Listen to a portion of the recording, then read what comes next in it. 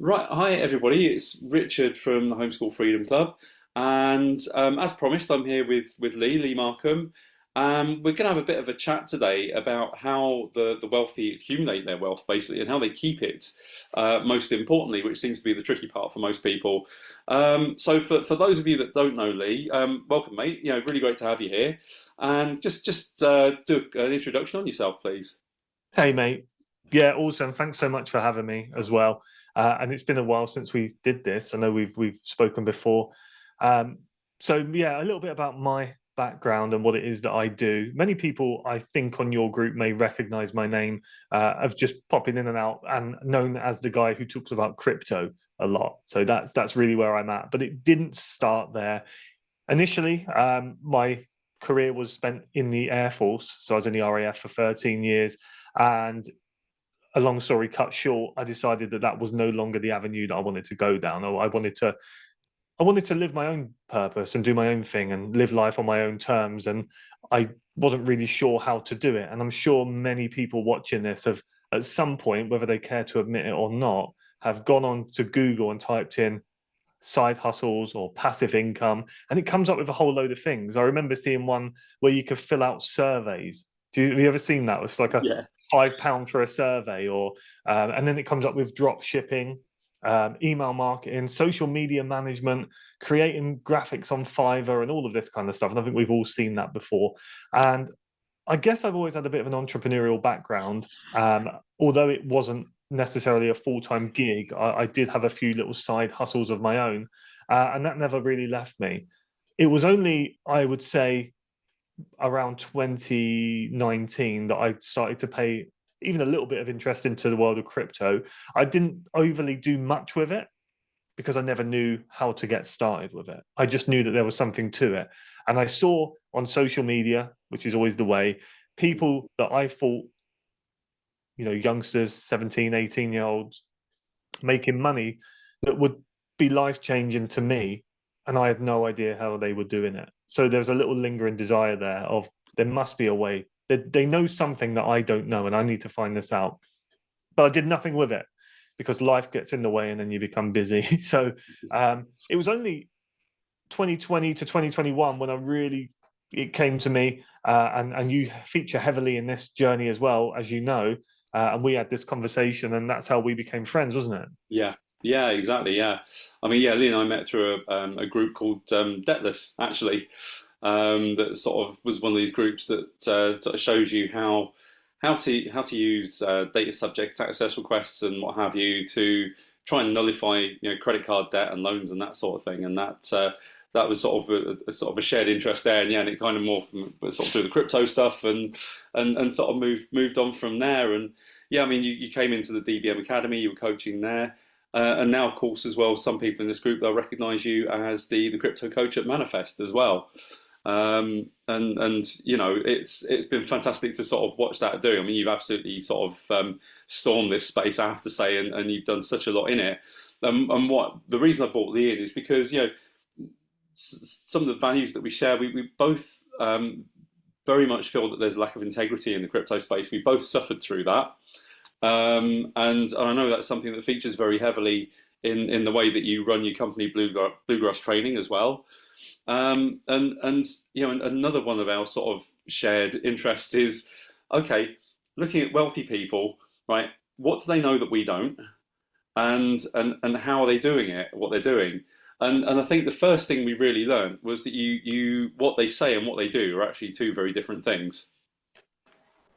100% is exactly it. And yeah, so from what you've just mentioned there, through coaching within DBM, which was just fantastic, and then moving over into Manifest, where I am currently, I would say it's almost contracted. It's not my business, but I work within there as one of their crypto educator, and it's just a privilege to turn up there and speak to guys who are interested. And it can be a lonely world, especially involved in crypto, where a lot of people screw their face up when you say the word crypto.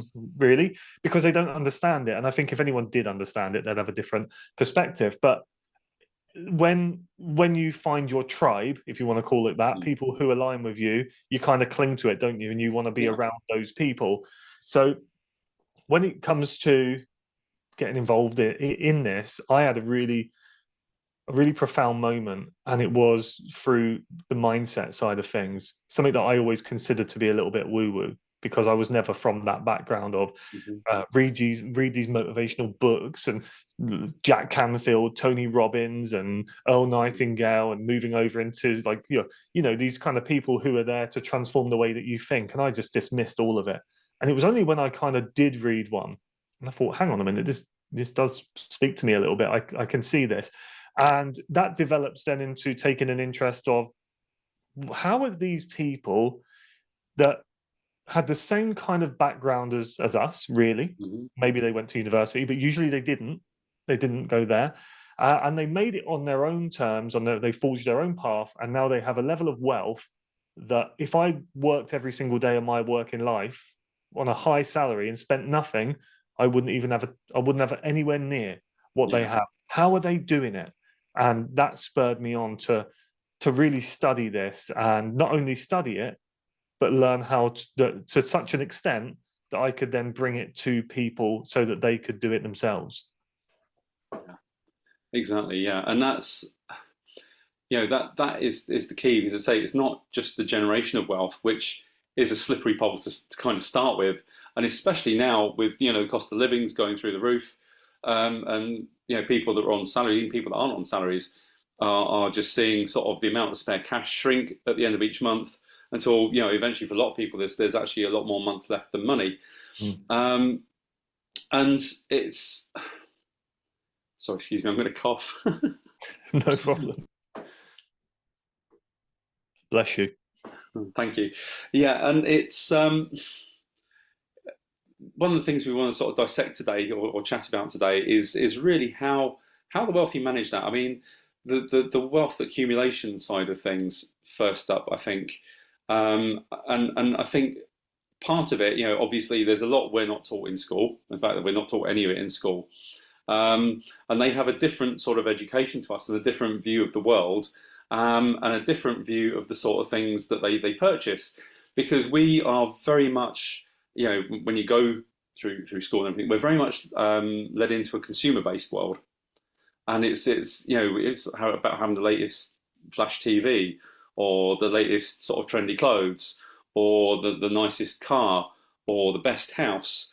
And of course, the wealthy actually don't tend to think like that at all, because when they invest, they tend to look at investing in assets, things that will generate them wealth in the longer term, which we're not taught how to do that. It's all about cheap payday loans, isn't it? And maxing out your credit cards and this sort of thing. We definitely are taught that at school, and also I think most of where we get our financial literacy from is from our parents. Yeah. And I came from a background where my mum was a single parent, so she lived in a real scarce mindset. So every time she would work, she would like squirrel away everything that she earned and cut back. So she would see cutting back and saving as a way of protecting herself in the future. And whilst that used to work by saving in a bank, Mm-hmm. it doesn't anymore.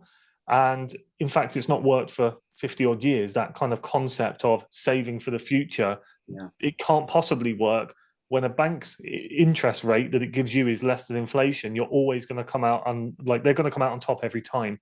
And they're essentially stealing from you and keeping you in a system where you have to exchange your time and skill for money that they give you, or currency. They're essentially just giving you just enough so that you can't break out of it, so that you continually turn up and trade your time for that. And that gets worse, and people become more dependent on it as they have children, Mm-hmm. they upgrade their lifestyle, and therefore they have payments that they must keep up with. And then they get to a stage where they go, well, it's all well and good talking about getting wealth and keeping wealth, but I haven't even got it in the first place. And that's because they've been taught to think as an employee, which is exactly what the school system has designed them to be anyway. Absolutely. And I know you talk so much about this in your Homeschool Freedom Club, and especially when you're educating and homeschooling kids, Yeah. it's all about rewiring them differently from a young age, isn't it? Yeah, absolutely. I mean, they say it's easy to build strong children than to repair broken adults, and that's a very, very true saying, I think. And I think the other area that the wealthy invest in as well is they invest in themselves. They invest in their mindset. They invest in things that will improve their knowledge, because at the end of the day, knowledge is power. And I saw a great saying once, and I can't think who it was attributed to, but it's like you will never save your way to wealth. You spend your way to wealth. And actually, it's so true. And so many of us have that, like you were just saying, that reverse mindset where the only way to get to wealth is to save money. And of course, it's we're now seeing more and more the case that, well, A, you can't save money pretty much at the moment anyway, unless you're on a ludicrous salary. And B, well, yeah, you just can't do it. You just cannot do it. I've run out of points. You're absolutely right. You can't do it, and it's so easily proven. And let's use an example here of someone, because I don't want to rip off what they said, although a lot of people will probably hear me say this person's name and go, oh, I don't want to listen to him. But he is absolutely right here. Andrew Tate, very controversial figure. Yeah. However, one of the things that I do agree with him is we are living in a matrix. We are. And some people switch off at that and go, oh, load of crap, I'm not listening to that. And I think it's very obvious that we are, just based on even the first half of our conversation, that we're living in a system where you cannot get ahead with the traditional means of work really, really hard, save what you can. Well, then you still are still going to be living that kind of lifestyle. So Andrew Tate made a great point, and this is what he said. If you earn £100,000 a year in the UK, tax is at 40% at that rate. Let's pretend that there is no tax at all now, and you're going to get to keep £100,000 a year, and everything's free. You got no mortgage, no rent, no council tax, no bills, nothing. You eat for free, you live for free, and you get to save 100% of all of your salary. Even when you're 90 years old, you still will only have, well, probably won't have enough to buy one of my 30 cars. So does that not show you that the traditional way of doing things is not going to work if you want to be financially free or build wealth? So you have to start thinking differently. And whilst I can't talk here with like absolute credibility and say, I am so wealthy that I never have to exchange my time for money again, because that's not true. We're always building and I'm always learning. And I think anyone who says they know everything and that's it. Your arrogance will get the better of you. But one of the things that I've cracked and I'm starting to put into practice now is, firstly, I think you need to build a business system and you need to create value. And there's a great book, and I think you recommended it in your group, called Killing Sacred Cows. Yeah. And it says, money is simply the byproduct of the value that you create for other people. Yeah. So if you can find a way of creating value and then leverage that by either hiring out other people to do that job to amplify the result, and then systematize it so that you no longer have to be there, it becomes infinitely scalable, and that's how you would build wealth from a start. But school will never teach you it.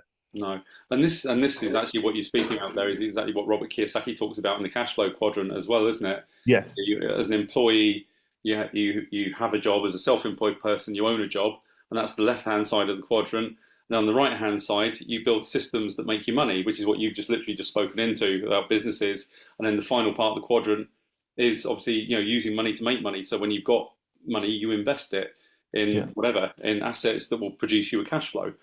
And this is sort of where we're heading towards with this, because this is what I want to talk to. We talked to a lot about so far what you shouldn't do. So what do we need to do? Well, we need to.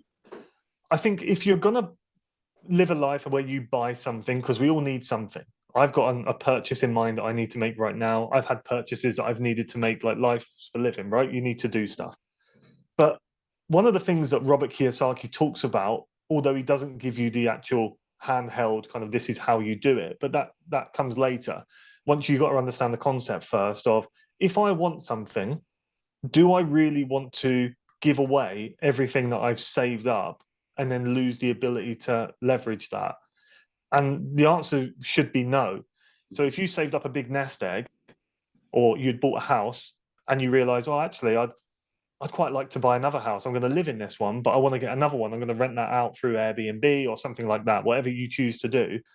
Do you then go, well, I'm going to sell my house so I can go and buy the other one, because then you've lost out on the first one? So rich people do something different to that, and they learn how to retain their assets. So what they would do, or Robert Kiyosaki's example is often, if I want something, I can go and have it, but I don't go and buy it in cash. I invest in something that's going to generate a cash flow. so that I can use the cash flow to pay for the item. And at the end of it, not only have I got the item that I wanted, but I never sold the asset. And this is the principle here. It's keeping the thing of value, because that enables you to leverage it into other positions. And the moment you get rid of that valuable thing, you lose the ability to leverage everything. And it's learning that. Yeah, no, absolutely. And again, this is just something we're never taught. It's something we have to learn. People will buy a car and think of it as an asset, but it's not. I mean, it's just the second you drive it out the showroom, it depreciates. I mean, some cars drop by literally 50% of their value as soon as you put them on the street. And so congratulations, you've just lost half of what you spent. And probably, like you're saying, if you flogged off another asset, maybe some of your crypto holdings, or maybe you had a property and you sold that and you decided I'll treat myself, why when you look at it from that perspective, just why would you do it? And I think it's because they don't know that there's another option. Yeah. You're never taught. It's like, well, I need this item and I've got this of value. So naturally I get rid of the thing that I don't want anymore, so I can acquire the thing that I do want. And that's just how we've always done it, because nobody ever teaches you that you can literally have both. And the wealthy do exactly that. They don't sell it. They just use what they have. And that's how they make more money. Exactly. And they basically just use other people's money. Yeah, make more money for themselves, don't they? They collateralize their assets or whatever. And this is what we're going to kind of move on to here. So we're going to talk specifically about crypto now, because that's very much Lee's area of expertise, and I've got some knowledge in that area as well. And one of the things that Lee has been working on recently is a course to show people how to take their crypto assets and how to leverage them to make the absolute most of them. And that's really important at the moment, because we're into a bull run. Bitcoin just about touched its all-time high, didn't it, before it retraced earlier this week? So from 2.5 years ago almost. And so if you've got crypto assets, this actually is a really great time to be starting to take advantage of those and to start leveraging them. And this is a little bit about what we wanted to talk about today here. Yeah, there's this is not a new concept, even in the world of crypto. Crypto borrowing and lending and leveraging has been around for a long time, but it's become maybe more accepted, more adopted by people, still wildly misunderstood. And a lot of people only know of one platform. Whenever we talk about crypto borrowing, the instant default response is, oh, what is that Nexo then? If you even know anything about crypto in the first place, or Nexo. Most people don't, but if you are involved in crypto, then you think Nexo. But what they don't think about is, what are the ramifications of just using that one platform if something were to happen to it? 2, it's centralized. I have to provide my KYC verification. What if they start probing me with questions such as a source of wealth form, which is often, people have experienced that and it's very invasive? It's fine, but if you want to avoid that. But why stop there when there's DeFi platforms available and there's various other ones available that are not even our American and Canadian friends can do this, and they don't think that they can because their Nexo isn't available, but there's solutions to it. So yeah, I put this together. I launched it just before Christmas, actually, and it took me ages to put this together, ages. Lots of money was spent doing it, because not only my time, but also practically demonstrating losing some stuff by trialing and so on. And you've been through the course yourself, Richard. You've seen me spend money on gas fees and all sorts, haven't you? Yeah, especially the dreaded Ethereum blockchain on sort of the Aave and places like that. Yeah. No, I mean, I've actually been through Lee's course. I've actually done Lee's course, and it is brilliant. It's you need to have the basics of crypto. If you've never bought crypto in your life before, it absolutely is not for you at all. I will say that now. Although I know you've got some beginners courses coming out in a short time. Yeah. But if you have some crypto assets and they're sat there, and like I put in the post earlier this week, there's so many like crypto Ponzi schemes out there. We've all suffered from them, and just to be able to actually say, okay, I want to make the most of these assets. Yeah, it's lovely that they're appreciating in value at the moment, but I could do so much more with them. And this actually provides you with the key to that particular door. And as Lee said, it's not just about Nexo; it's about different platforms as well, and bringing your crypto into those platforms, and then basically borrowing against your assets, which is exactly what we've been talking about. It's what the wealthy do. They use other people's money to fund their lifestyle by collateralizing assets they already own. They never sell the assets. They hang on to the assets, come hell or high water, and this is how they build generational wealth. This is how you do it. You don't do it by selling your assets. You do it by hanging on to your assets and by collateralizing them. It's unbelievably powerful when the market conditions are right, because timing is pretty much everything. When the market conditions are right, the power of this is incredible. It's enabled me to build a six-figure crypto portfolio very, very quickly, just from leveraging what I had to create more. And even if people are still watching this, I know that we're recording this and we'll be posting it out live, so more people will watch this. So a lot of people may not understand the concept of what we mean when we say this, or the practicalities of it. And I'll just break it down really simply, just in case anyone decides they want to go, I don't get this. Like, it is very simple. Essentially, what you're doing is you're building yourself a portfolio that you believe to be valuable. Now, I would say that anyone in there who understands preserving purchasing power and how inflation is impacting the value of the pound and the euro and the dollar, it's decimating its value, that Bitcoin would be seen as the antithesis to that, because it's the only thing that can outpace inflation that we've seen, even better than gold. And the demand for Bitcoin now is absolutely massive, and it's become apparent to anyone and everyone that the supply is too low. And when that happens, when you have that sort of squeeze, the prices go up. So this time now of doing this is absolutely perfect, because prices are typical, and I can't guarantee, obviously, prices are likely to, and I think we'll all agree that prices are likely to continue rising, albeit with peaks and troughs along the way. So the concept is this: I've found a portfolio that I'm happy with. And if you don't know what you're happy with, in the formula, in the course, I tell you what I would be using, because there's 4 principles that I use when I choose my collateral. I'll give you 2 of them. Optimize LTV, preservation of wealth. There are 2 of them. I'll save the other 2 for in the course. But you use those principles to help you select coins. And I would say to you, these are the coins that I've chosen that I would use. And you just type in your budget in the calculator. You go, I've got £2,000. I want to put that in there. And it will allocate it. Okay, you need X amount of percent in this coin, this percent in this coin, and this blah, blah, blah. And then it will tell you my optimized loan to value, because I want to mitigate risk. I'm not here to risk all my assets. It's not worth it. We want to limit that risk. So how much do you want to take? And then you'll see the number that I put in there, and you go, okay, that's what I want. Then you wait. This is what you do. You wait, because the market will end up coming to you anyway, because in all probability, the collateral portfolio that you had there will start to rise.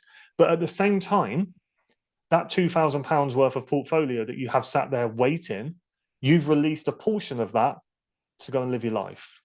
You may have spent it on the house. You may have got your car fixed. You might have done whatever you wanted to do. And the joy of this, and this is where everyone raises their eyebrows usually, is because it's debt, you don't pay tax on it. It's a real clever strategy to mitigate tax, because you don't pay tax on debt. So what you can do then is take a portion of what you already have that you don't want to sell, because you think, why would I sell an asset that's about to go up in value? That's stupid, isn't it, really? But most people would do it because they go, well, I didn't know there was another way. I didn't know, so I had to sell it because I needed this stuff. And I get it. I've been there as well, and I've sold my crypto, and now I know this. I think, flipping heck, if only I'd kept that. It's gone up so much now. We've all been there. 100%. I know it. And I try not to think about it, because it will just depress you. But we are where we are.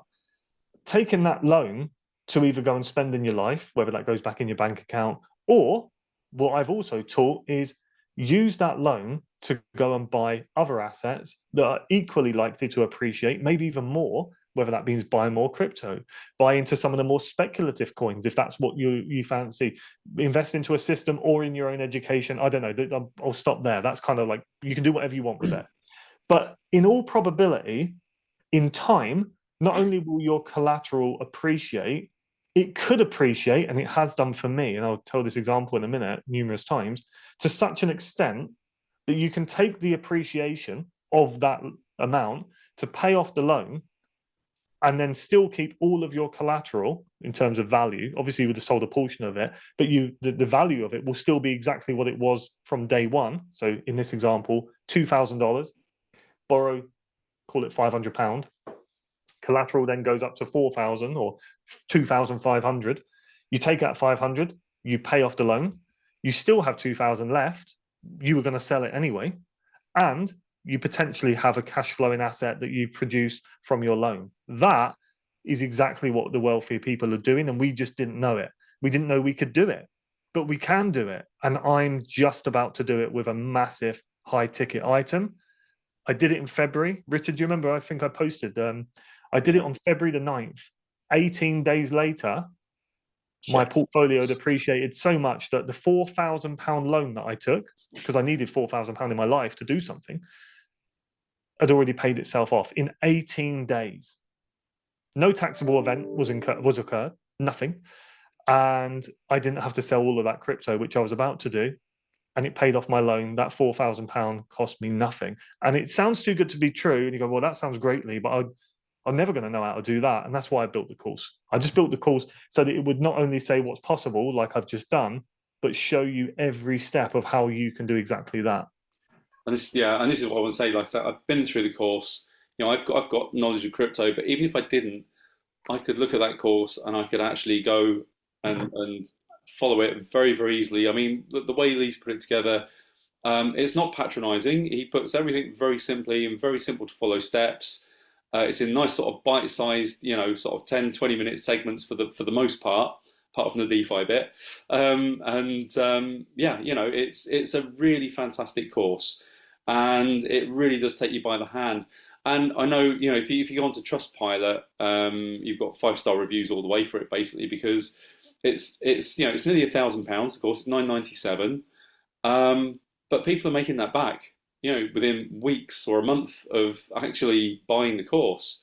So, it's as we were talking about earlier, what do the wealthy do? They invest in assets, they invest in themselves, to get them the knowledge, to get them to where they want to be. And this really, honestly, if you don't already know how to do this should form part of your knowledge base. I agree. I think that's one of the biggest contentions here. And I really thought long and hard about pricing this. And there are other courses that cover how to do Nexo and how to use that. And there's a few videos on YouTube of how to do this and so on. But the thing that I found with YouTube is it was designed for entertainment. It wasn't designed to be consecutive learning after learning. There's lots of conflicting information. The videos up there, they could be 2 or 3 years old. I keep this up to date at all times. And I think the price is, when you think the course is about 10 hours long there, it's what's the cost of not doing it? If you sell your assets, how much are you going to pay in capital gains tax? If you sell your assets, and then you've lost the ability to enjoy the price appreciation of that because you got rid of it, what was the cost of that? But then if you can use that strategy to then recoup your, not only the cost of the course, but you rinse and repeat that knowledge and skill set and that mindset shift doesn't just disappear after the course. Like, you use that forever, which is why there's people that have bought that course that are on their 3rd go round of doing it, that have already written reviews. I've already said, Lee, I've made that money back. I've paid myself back for the course, but now I've gone and done it and got another loan and bought some more crypto. And then that's paid itself off already. And now I'm about to go around for the 3rd time again. I can't believe how easy this is. And it really is powerful. Yeah, no, it is. It's an incredibly powerful formula. And I can't really, there's nothing else I can really say about it. It is an absolutely fantastic course. It is very easy to follow. It's designed that way. It's very structured, very ordered. The tools that Lee's talking about, the spreadsheets and bits and pieces, they're all included with it. He shows you how to use them as well, sort of on the screen. So, if it's something that interests you, then just basically let me know and stick something in the comments below, and I'll send you a bit more information on it, because it's, like I say, I've done it. I went through it over the course of about 3 days. I did it, and it's very engaging. You know, Lee has a bit of a thing about the Nexo Help Centre, which is quite amusing. And no, it's just, you know, if you don't sit on the fence with this, you absolutely need this in your life if you don't already know how to do this. It's the timing, and Yeah. short of being too speculative and maybe almost borderline risky, I don't think we have even seen half of what Bitcoin is going to do this rally. I don't think we've never had this scenario of institutional investment via the ETFs with the biggest asset management companies on the planet. Then they've got their approved partners like Wells Fargo, Bank of America. The irony is, Richard, the fact that the people that told us we shouldn't be invested in crypto and blocked our cards when we tried to Yeah. do it are now going to be indirectly selling it to us. But the problem is, the ETF isn't the underlying asset. You're investing in like a derivative of the underlying asset. So you'll never own the real Bitcoin. And that's the thing you do want to own. And then we've got the Bitcoin halving, which you mentioned as well, which Yeah. currently there's 900 Bitcoin being mined on a daily basis. 900. 10 times that is being bought off the open market by the likes of BlackRock and their friends. So we've already got a massive demand here. Mm-hmm. On around the 20th, the 24th of April, whenever the halving actually happens, that's going to go down to 450 Bitcoin a day. The demand isn't slowing down. That's just institutions. Looking at all the statistics and the metrics that I use daily shows that retail, me, you, David, and everyone else, we're retail, we're the normal people. They haven't even woken up yet. We can tell by the levels of engagement on Twitter, the App Store for Coinbase, YouTube. They haven't woken up yet. And the moment this happens, that money then pours into Bitcoin. Then it pours into the altcoins, and then the whole market rises. And then we have the presidential elections at the end of the year. Everything is coming together at the perfect storm. And as I said, the best time to implement this formula is when the prices are low. And you might think that because we're reaching all-time high, the prices are high. I think we've seen nothing yet. Put it this way. Ethereum ETF is due to be approved as well. Major upgrade on that network called the Denkun upgrade. Again, likely price rises. All that needs to happen for you to make 100%, to literally not only pay off your loan, but make substantial amounts from using this formula. If you did it today, is Bitcoin would, if Bitcoin doubled, you would be way, you not only would you make back a loan that you took, but you would double it. So Bitcoin actually doesn't need to double. It only needs to raise by 50% for you to pay off your loan. Mm-hmm. And then the other assets that could outgrow this, it's actually very easy to do this, but it's like the sooner people do it, and the price, Bitcoin will get to $75,000 in my opinion in the next few weeks, and then you'll look back and go, I had a perfect opportunity there. If I'd done that when Bitcoin was 67,000, I would have been halfway to recouping my initial investment. Like, why didn't I just do it then? And there we go.